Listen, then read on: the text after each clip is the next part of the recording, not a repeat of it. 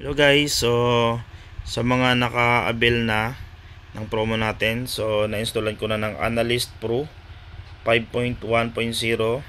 So para ito sa all Honda na pang remap, pang write or pang flash ng mga program. So ayan po siya, once na na-install na sa laptop nyo, ganito na siya lalabas. Okay, so waiting lang tayo. Ayun. So yung tools na to, hindi lang siya pang remap, meron siyang diagnostic. Okay. So, pipili lang muna tayo ng files. Nakikita nyo may arrow na yung pababa. Pero kung nakakonect na kayo doon sa motor, i-connect nyo lang dito. Nakakonect na yung module natin.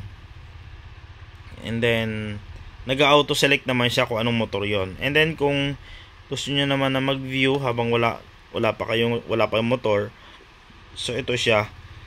Pwede naman kayo magtono. Mag-practice kayo magtono-tono dito. So, ang dami niyang available na unit. Ayan siya guys. So, ang dami.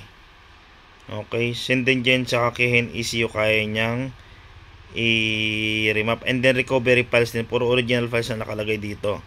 Ayan, may XRM din siya. Okay. So, example, kiklik natin yung XRM. Pag kilik natin yan, lalabas dito yung itutono natin. So, meron din siyang pan-diagnostic. Ayan o, diag. So, nakalagay dyan yung RPM, TPS, diagnostic na rin siya. Pang-read siya ng DTC, and then pang-reset ng ECM. Ayan. And then, may live data rin siya. Okay. So, kung mag-adjust tayo ng mga fuel, halimbawa, nag-backfire. So, pwede tayong mag-adjust dito ayan o, natutono siya. And then, ayan. So, pwede natin ilagay yung mga pattern natin. Paano ba tayo magtono? Ayan. Kung paano nare-read natin sa FR. Low, mid, high lang naman ang tinutono natin dito sa ating mga map na to. And then, pwede tayo magbago ng limit. Ayan. So, pwede tayo maglagay dyan ng kung 99 ang stock, 9,900. Pwede natin palitan ng halimbawa. Ilalagay natin yan ay 12,000. Depende kung kakayanin ng makina. Ayan. So, 12,000. Ayan. And then, pwede tayo magbago dito ng setting. Sa setting naman, pwede natin i-off yung ayan, off natin yung DTC. Ito kasi guys, pag in-off natin ang DTC, hindi na madadiagnose to ng iba. Okay. So, i-off natin mga sensor. Depende kasi sa paggagamitan. Pwede tayo mag-adjust ng ignition.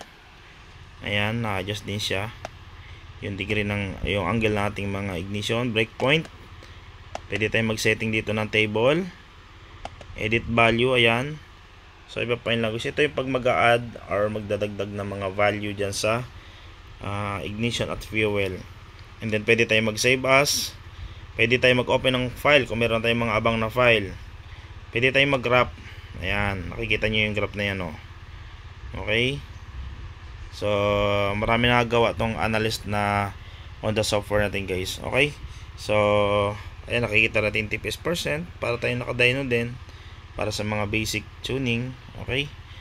So, yan guys na nakagawa ng ating analyst. So, after nyo na ma-avail ito guys, magsaset tayo ng training about dito. Online or kung actual, kung kaya nyo pumunta dito. Pero karamihan kasi malalay online natin gagawin. Okay. So, bye bye.